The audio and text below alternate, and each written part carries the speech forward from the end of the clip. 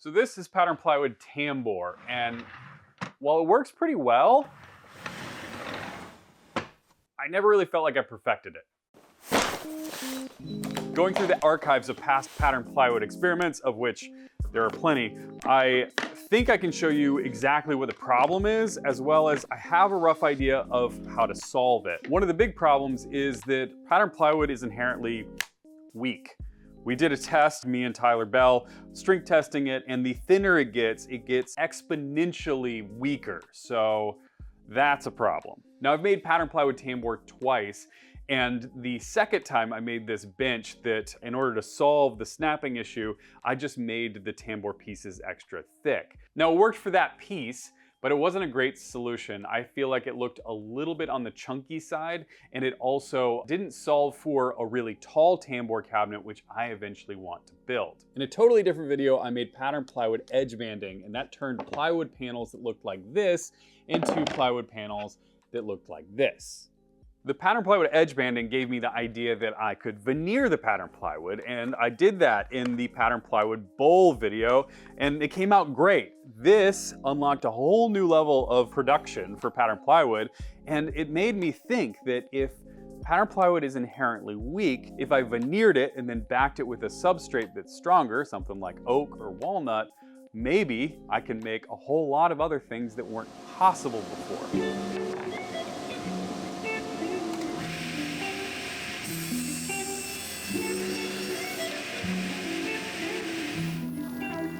Man, it is nice to be back in the shop making pattern plywood again. I took a bit of a 18-month hiatus to rebuild our house, and I'm so excited to be back making experimental projects like this. One of my favorite things about pattern plywood is that it really doesn't take a lot of lumber. It's really just the scraps that I have lying around from old projects. In this case, I'm using some Baltic birch plywood and some plywood that has a walnut veneer on the surface of it, and I'm alternating them, hoping to get a pattern out of them that's slightly different than ones I've made in the past. There's a good chance that this will not be noticed in the final piece. It's a pretty small veneer, but it's worth a shot, and this is all an experiment anyway. As I would for a cutting board, I drench the sides of these pieces in glue, roll them out before putting them into the clamps. Ooh, that's way too much. All right. Oops. That's way too much. Oh no, oh no, oh no. Let's, okay, I'll move it here. Way too much. Obviously, I'm a little bit rusty from not having made this stuff in a while, but once I got the glue to the right level, I stacked them up on my shorefoot clamps and clamped them down.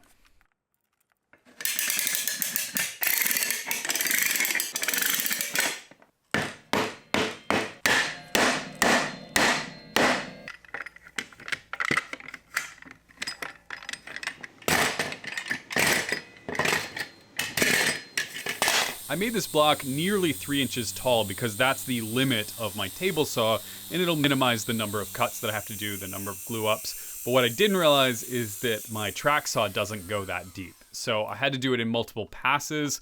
While it's not that big of a deal, I have to transfer the lines over to the other side and make sure I'm very careful to cut it just right. And I gotta say, I ended up with a pretty clean cut.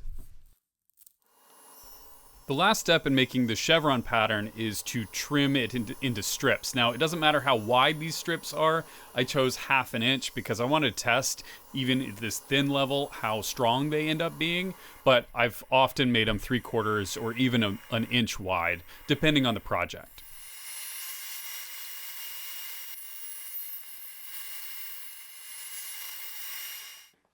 I don't know what happened. Do you see that? You see that? It's on a taper. This is in order of they were cut. And if you take the first one and match it up with the last one, look at the difference in the height. That's almost an inch. So I don't really know what happened. I found a couple of them that look like they're a little thin on one side. So it's thinner at the top than it is at the bottom. So I'm wondering if just because they spent so much time in the table saw, it started wearing away the front edge. I don't know. It's fine. I think I can use them. This is way more material than I need. So if I'm veneering these, I only need like 2 or 3 of them to complete the project that I'm thinking about, at least for the test run. But that's super weird. I really have never had that happen. And I've made so much pattern plywood.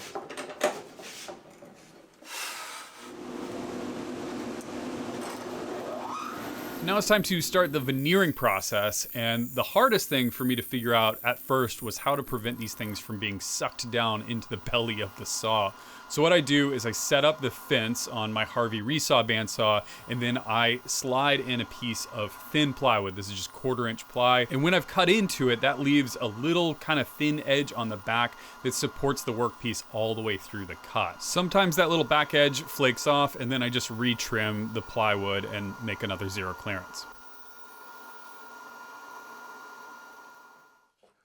It's a pretty decent test run. This is not one of the nice ones. It's one of the really bad ones with the taper on it. I discovered that only 3 of them are not significantly tapered. So that's definitely why it was getting shorter. But this is working. 1/8 inch worked really well. 11, 12, 13, 14. So 14 out of 2 3/4. That yields 6.5, well, because it's tapered, it's 6.5 inches over here. And it's basically 5 on the other end, which could actually do a pretty cool pattern, a cool tapered pattern. Not gonna lie, that taper is kind of cool. Future me, take note. I would like to experiment with tapering these. All right, well, that's a great experiment. I think the next step is to see if I can go even thinner. I don't think I've gone less than an 1/8 inch. So let's try that, see if they hold up, and then we'll cut the actual ones. I shifted the fence over to a 1/16 of an inch, and these cut beautifully. No problem at all. And the cool thing about it is it yields a lot more. I ended up getting 21 strips out of this one piece, which is insane. I mean, think of how many times I have individually glued up pieces only to use them as solid chunks that are not nearly as efficient of a use of material. This is a total game changer when it comes to producing pattern plywood. With all the tests done, it's now time to move on to those 3 non-tapered pieces that I had. I decided to split the difference between the 16th and the 8th because the 16th just felt a little bit too thin, and I was worried I wouldn't have enough material to shape them later.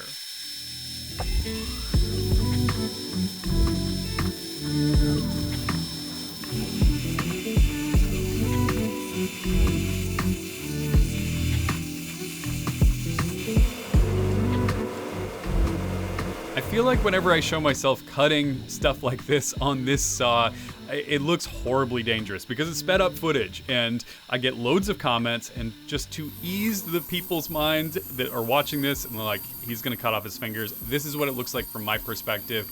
I very methodically cut using the blade to do the work. I don't push into the blade, and I actually pull it through the cut on the back side using a finger for stabilization, but that's just pushing into the fence. Don't worry, it's perfectly safe, and if anybody wants to keep their fingers, it's me.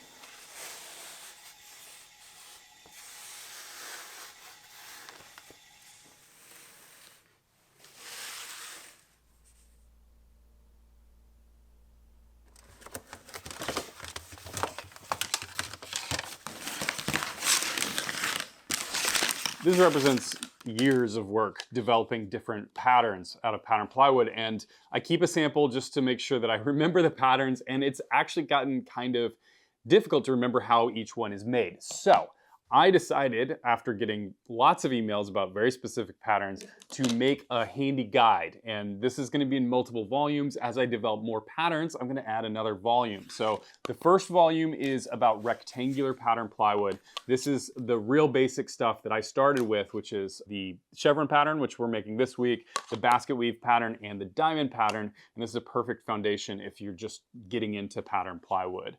From there, I have volume 2, which is on hexagon-based patterns. Now, there are a lot of hexagon options, and it goes through explaining how you can design and redesign different hexagons to make different patterns. This really is exponential how many hexagon patterns there are.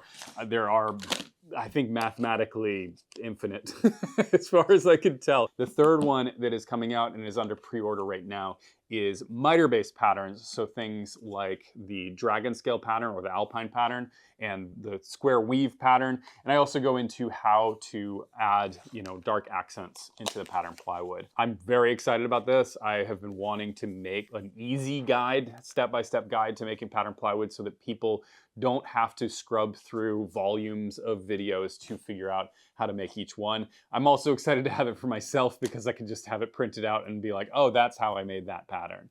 So hopefully this helps people out. Hopefully it encourages you to try pattern plywood because I obviously absolutely love making this stuff and I would like to share it with more people. So go check it out. It's on almfab.com/plans. All right, these suckers cut beautifully. I've got tons of them now, probably twice as many as I need. But the one thing that I am running into is that they've got a little bit of fuzz right on this top edge.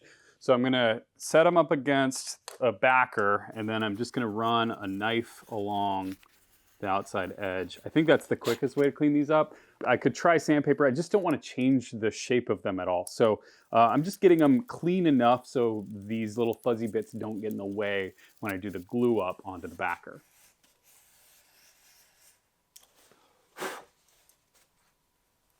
Since this project is a prototype, I really like the idea of using all scrap wood. So I went through my library of scrap walnut and found pieces that were big enough so that I could cut them into little backer strips. I'm also curious to see how the walnut contrasts with the pattern plywood. Because it's a prototype, it gives me the opportunity to experiment. And this is something that I've wondered, is that if it's noticeable at all, if it sticks out like a sore thumb, or if it looks really good.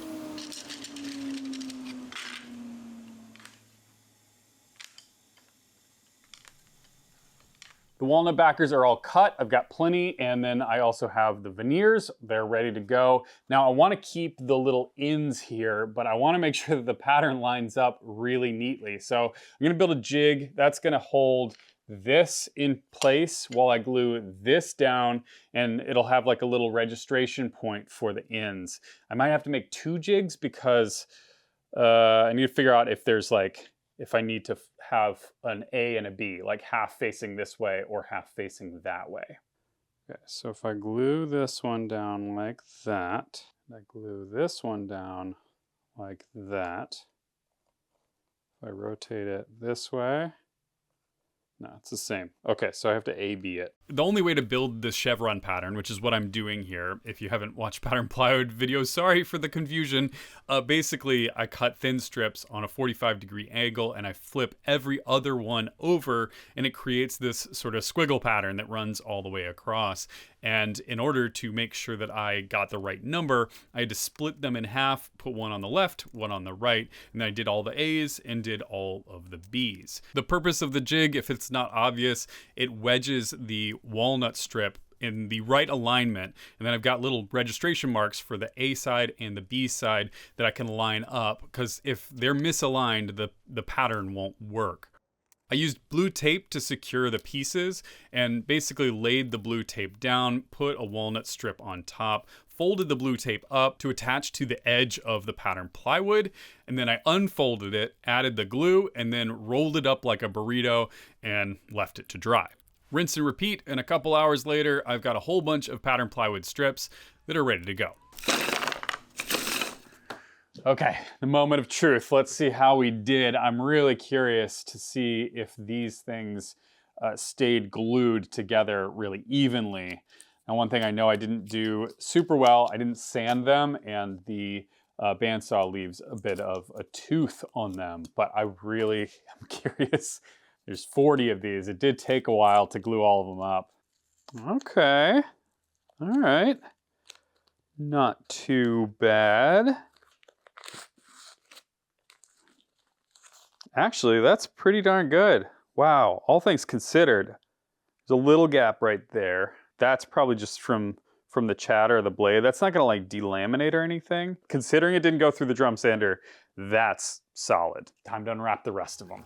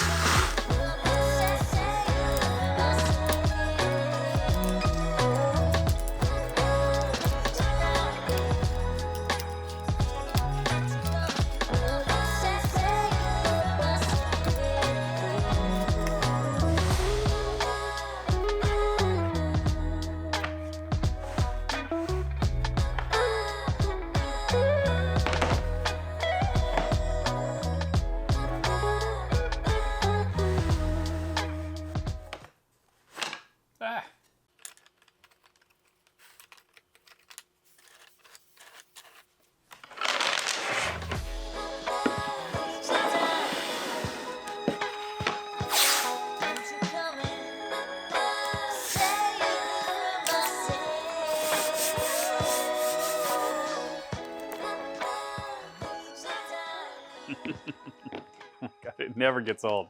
It's so freaking cool. So I just taped it up for now, which obviously is temporary. I will eventually glue a backer on, but I was just too excited. I wanted to see it working, and I also want to see it in like a little cabinet. So I think real quick, I'm going to make a cabinet with some tracks so that we can test this thing out. So I got a new toy in this shop, and this is something I'm really excited about. I've been getting into routers a lot, and the nice people at Festool decided to send me out their OF1010 along with the complete accessory set, which is a total game changer, and I'm about to prove it with this cabinet that I just kind of built on the fly. One of my goals for this year is to trust my instincts more. I feel like I have enough experience under my belt to design as I go and not rely so much on software like I have in the past. In this case, I had a perfect scrap piece of 1/2-inch plywood that I just used some basic measurement tools to draw what I think the cabinet should look like. From there, I started by installing the trammel point into the router. Trammels are super handy for making circles and arcs, and in this case, I need to make 4 arcs. So there's a top and a bottom, and each one has 2 sides, and this is what the tambour is gonna wrap around. There wasn't much to making these arcs. Honestly, they went super smooth. The only thing that I had to keep in mind is that I needed to keep weight on that trammel point so that it doesn't move anywhere, but the cuts came out super clean.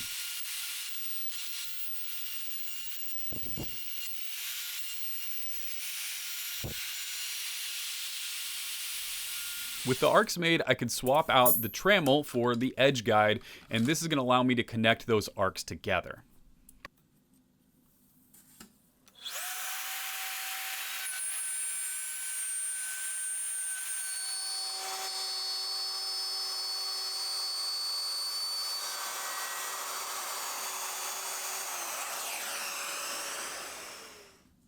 I made a partial dado on one side, and that'll make sense in a minute, but then I flipped the board around and started connecting the other arcs together. This cabinet also needs some structure, so I made some dados in the back to receive a back panel that'll hold the top and bottom at the correct spacing.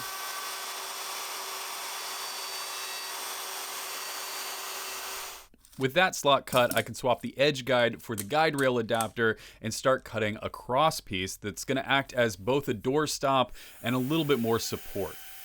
The cool thing about this guide rail adapter is it allows me to use my track saw track to place a dado basically anywhere I want on a board, which makes this style of prototyping really, really easy to do and fast. To finish these panels off, I reinstalled the trammel point, shifted it out to the outside edge of the panel, and I cut out this kind of pill shape.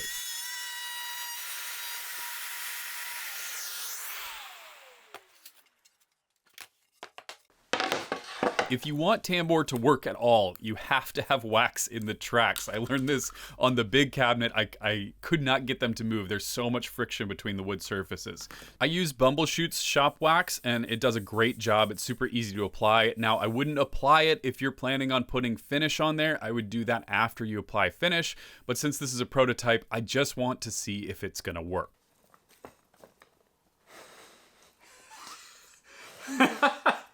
Oh my God, first try. Oh my God. Yes! That's so awesome. I know I've done this before, but it doesn't work the first try like this. Oh my God, it works perfect. Okay. Okay. Yes. In my other Tambour builds, I've struggled to get those tracks to work, so it's a huge relief to have them working. Now I can assemble the rest of the cabinet and see if it works with a top on it as well.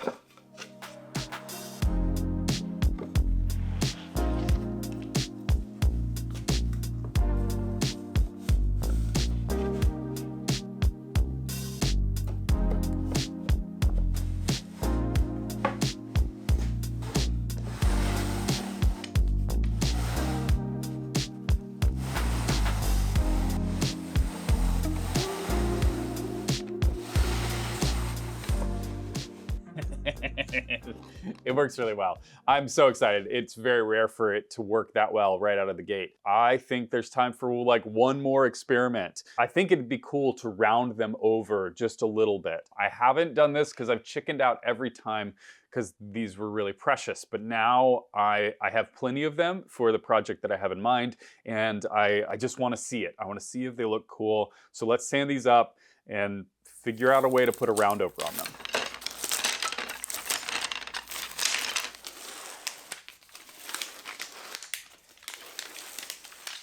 To get these sanded up, I double stick taped them to the surface of an MDF panel, and I want the sanding lines to go in the same direction as the pattern plywood. So I put them on these like off-kilter angles, and then I can run them through my drum sander.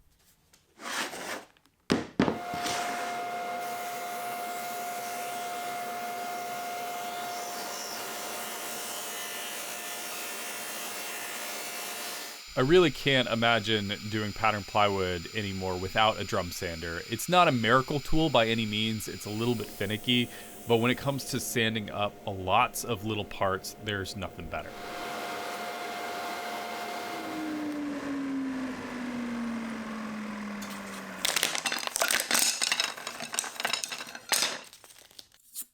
Moving over to the router, I installed a table edge bit, so I got this shallow round over, and I set it up so that it wouldn't cut into the walnut, because if it cuts into the walnut, the pattern's basically ruined.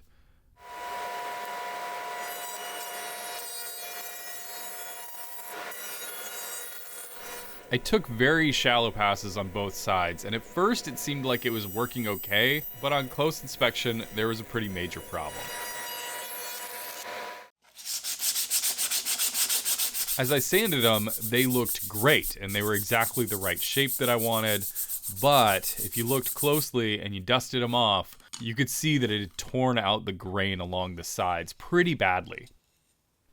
In a lot of ways, this isn't a surprise. My experience with routers and pattern plywood is pretty bad in general. It does tear out the grain, so I was gonna have to look for another option. I was right on the edge of giving up and just calling it, but then I looked over and I saw this cheap strip sander that I barely ever use, but thought it might actually be perfect for this job. The nice thing about the strip sander is I can kind of watch that edge and make sure I'm not sanding through the pattern plywood. Also, sanding straight down isn't going to tear out the grain at all. It took a little bit more time, but once I'd done a couple of them, it really wasn't that bad, and I was able to go through about a dozen of them in 10 or 15 minutes. The sander left some burn marks on the edges, and it also was a pretty rough finish, so I hand sanded them the rest of the way, and they came out awesome.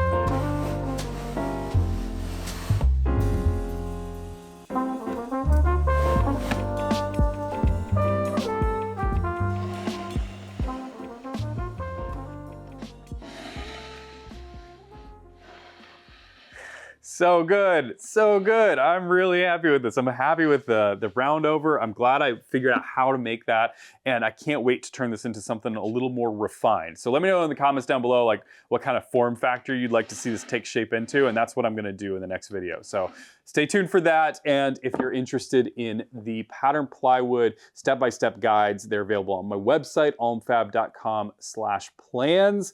So proud of these. I'm really excited to see more people making pattern plywood, and I hope it helps people out. Thanks, as always, to my Patreon supporters. You guys are the best, and I'll catch you on the next one.